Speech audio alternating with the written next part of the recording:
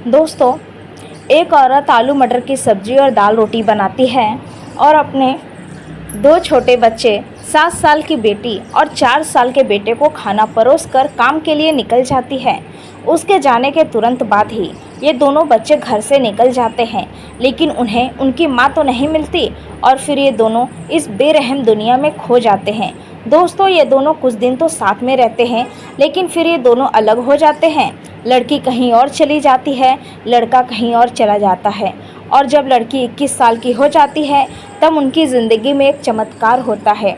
इस चमत्कार के पीछे उनकी ज़िंदगी में बहुत सारे दर्द छिपे थे। दोस्तों, चलिए जानते हैं पूरी कहानी। वीडियो में आगे बढ़ने से पहले आप लोग वीडियो को लाइक कर दीजिए और वीडियो पसंद आए तो चैनल को सब्सक्राइब कर दीजिए। दोस्तों, ये कहानी है उत्तर प्रदेश के बस्ती ज़िला की। इस कहानी की शुरुआत 6 मई 2011 से शुरू होती है। यह वही तारीख थी जिसने एक परिवार की ज़िंदगी को बदल दी थी। एक पिंकी नाम की औरत थी जिसके 2 बच्चे थे। बेटी की उम्र 7 साल थी और उसका नाम प्रिया था और उनका जो छोटा बेटा था वह 4 साल का था। उसका नाम चिंटू था। उसकी माँ काम पर जाती थी और पिता भी काम पर चले जाते थे। एक दिन इसी तरह उनकी माँ काम पर गई थी। उनके बच्चे अभी छोटे ही थे, इसीलिए वह लंच टाइम में घर पर एक बार घूमने के लिए आ जाती थी। जब दोपहर में लंच हुआ तब वह घर पर आई थी अपने बच्चों को देखने के लिए।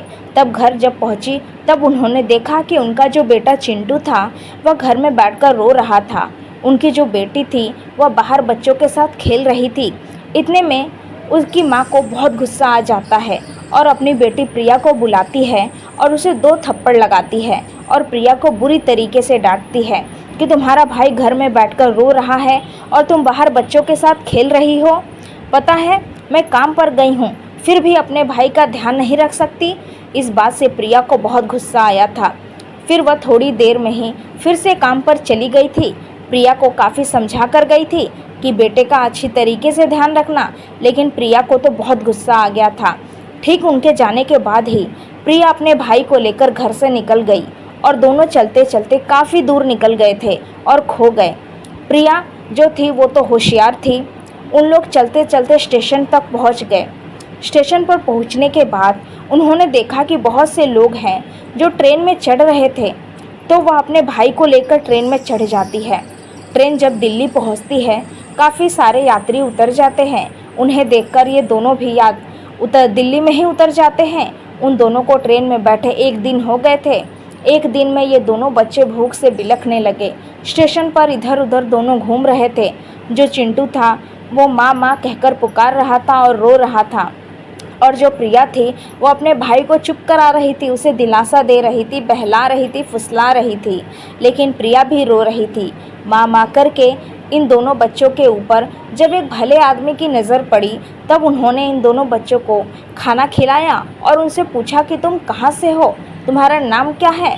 तब उस लड़की ने अपना नाम प्रिया बताया था और अपने भाई का नाम चिंटू बताया था और बोली कि मेरी माँ का नाम पिंकी है और मेरे पिता का नाम चंदन है।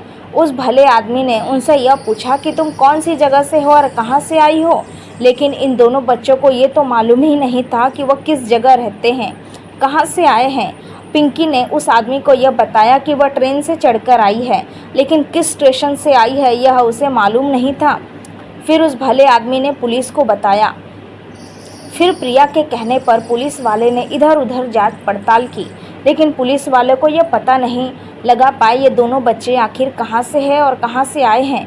पुलिस वाले कहाँ इतना बच्चों के लिए करते। फिर उन्होंने दिल्ली के अनाथालय में दोनों बच्चों को डाल दिया। वहाँ पर ये दोनों बच्चे साथ में ही रहने लगे। प्रिया जो थी चिंटू का बहुत अच्छे से देखभाल कर रही थी। चिंटू के अलावा और कोई नहीं था। प्रिया के साथ ही रहता था। वहाँ पर दोनों 1 साल रहे, लेकिन 1 साल बाद इन दोनों के ऊपर फिर से दुखों का पहाड़ टूट पड़ा था जब प्रिया को कहीं और शिफ्ट किया जा रहा था, क्योंकि उस अनाथालय का एक रूल था। उस रूल के मुताबिक प्रिया को दूसरे जगह शिफ्ट होना ही था, लेकिन दोनों ने बहुत रिक्वेस्ट की थी वहाँ के इंचार्ज से, लेकिन मानना ही पड़ा था। फिर दिल्ली से लड़की को लखनऊ शिफ्ट कर दिया गया था। चिंटू बहुत रोया था अपनी बहन के लिए, लेकिन वहाँ के लोगों ने समझाया था तुम अपनी बहन से फ़ोन पर बात कर सकते हो, तुम इतना रो मत। यह सुनकर चिंटू बहुत खुश हो गया था।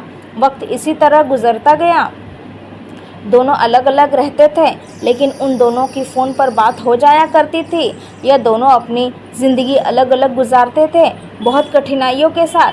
प्रिया को उसकी माँ की याद बहुत सताती थी और चिंटू को भी। लेकिन वक्त गुजरते गुजरते 14 साल का वक्त गुजर जाता था और प्रिया की उम्र 21 साल हो गई थी।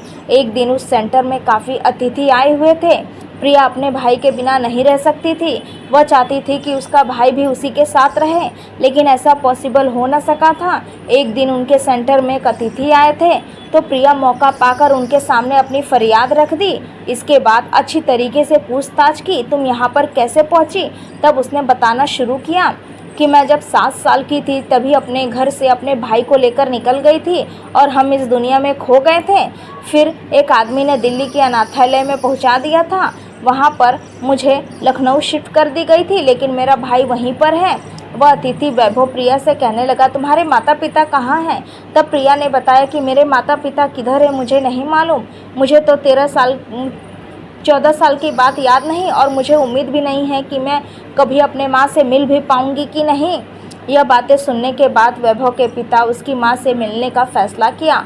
उन्होंने खोजबीन शुरू की। स्टार्टिंग में दिल्ली में जब वह दोनों आए थे तब वहाँ के पेपर मंगवाए, उन पेपर को पढ़ा। उन पेपर को पढ़ने के बाद उन्हें यह पता चल गया कि ये दोनों दिल्ली के आसपास के ही किसी स्टेशन से आए थे, लेकिन किस स्टेशन से आए थे ये नहीं लिखा था। तो फिर दोस्तों, वैभव ने सोचा कि बच्चे घर से गायब हैं, तब उनकी मिसिंग कंप्लेंट किसी थाने में ज़रूर दर्ज होगी। जिस थाने में दर्ज होगी वहीं के दोनों बच्चे होंगे।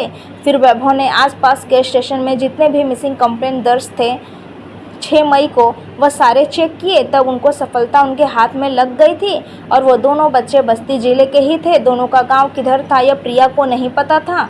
वैभव ने प्रिया को यह कहा कि अपने दिमाग पर जोर दो और बताओ, क्या तुम्हें याद है आसपास तुम्हारे गांव में ऐसा क्या है जिससे हम तुम्हारे गांव का पता लगा पाए? काफ़ी देर सोचने के बाद प्रिया ने उन्हें बताया कि हमारे गांव से थोड़ी ही दूर पर स्टेशन है, उस स्टेशन से हम दोनों चढ़कर आए थे। हमारे गांव के बगल में ही एक किराने की दुकान है, उस दुकान का नाम आशा किराना है। यह नाम मुझे इसीलिए मालूम है क्योंकि इसी दुकान से मेरी माँ मुझे सामान लाने के लिए बोलती थी और उसके अलावा मुझे कुछ भी याद नहीं। यह खबर पाकर बस स्टेशन पर अपना खबरी भेजते हैं और फिर बहुत खोजबीन शुरू हुई कि आशा किराना कहाँ है। फिर वह दुकान वहाँ पर मिल भी गया था। उस दुकान पर वैभव के खबरी ने जाकर पता किया था। उस दुकान पर पिंकी नाम की औरत कोई आती है यहाँ से राशन लेने के लिए, जिनके 2 बच्चे खो गए हैं। तब उस किराने वाले सुनते ही हाँ कह दिया था। पिंकी नाम की औरत हमारे दुकान से ही राशन ले जाती थी। उनके 2 बच्चे आज से 14 साल पहले अपने घर से गायब हो गए थे। उसके बाद आज तक उस माँ को नहीं मिले। उस माँ की हालत ऐसी हो गई है, हम अच्छा नहीं पाते, दिन भर रोते रहती है अपने बच्चे की याद में। उनके बच्चे के जाने के बाद उनके पति ने पिंकी को तलाक दे दिया और अब यहाँ पर नहीं रहती, वह अपने मायके गई हुई है। फिर उस किराने वाले से उसके मायके का पता लिया गया। फिर पिंकी के मायके तक पहुँच गए थे वह खबरी। वहाँ पर आसपास जब पूछताछ हुई इस नाम की औरत का, तब किसी औरत ने बताया कि पिछला वाला मकान है पिंकी का। वह खबरी उस घर तक पहुँच गए। प्रिया की माँ वहाँ पर जाने के बाद उस औरत को देखते ही वह खबरी ने कहा, आपके दोनों बच्चे कहीं खो गए हैं क्या? आज से 14 साल पहले यह खबर सुनते ही पिंकी अपने आप को रोक नहीं पाई। उनकी आंखों से आंसुओं की धारा बहने लगी। वह कहने लगी, आप मेरे बच्चे के बारे में जानते हैं, बताइए ना कहाँ हैं मेरे दोनों बच्चे? आपके दोनों बच्चे मिल गए हैं और सही सलामत हैं। हम तो बस जांच पड़ताल करने के लिए आए थे। वैभव को खबर कर दी गई थी कि प्रिया की मां मिल गई है। तो फिर इसके बाद सबसे पहले प्रिया के भाई चिंटू को प्रिया से मिलवाया गया। दोनों को एक साथ किया गया। फिर दोनों खुद उन्हें गांव तक पहुंचा दिया गया। गांव पहुंचने के बाद प्रिया ने जब अपनी मां को देखा तब वह खुद को रोक नहीं पाई और दौड़कर अपने मां के गले लग गई और फूट फूट कर रोने लगी। और चिंटू भी अपने मां के गले लगकर रोने लगा था। दोनों बच्चे, प्रिया कह रही थी, मुझे माफ़ कर दो, मैंने गुस्से में आकर घर छोड़ दिया था। इसके बाद हमने बहुत तकलीफ़ झेली है। पिंकी अपने दोनों बच्चों को पाकर बहुत खुश हो गई थी। उनको अब जीने की नई उम्मीद मिल गई थी। 14 साल में इन दोनों की ज़िंदगी पूरी तरीके से बदल कर रख दी थी। उम्मीद है दोस्तों आपको ये कहानी ज़रूर पसंद आई होगी। कहानी पसंद आई है तो वीडियो को लाइक और अपने दोस्तों को शेयर करना ना भूलें। ऐसी ही कहानियाँ सुनने के लिए हमारे चैनल को सब्सक्राइब ज़रूर करें। नोटिफिकेशन बेल को ऑल करना ना भूलें, जिससे वीडियो की आने वाली हर लेटेस्ट अपडेट सबसे पहले आपको मिले। थैंक्स फॉर वॉचिंग दोस्तों।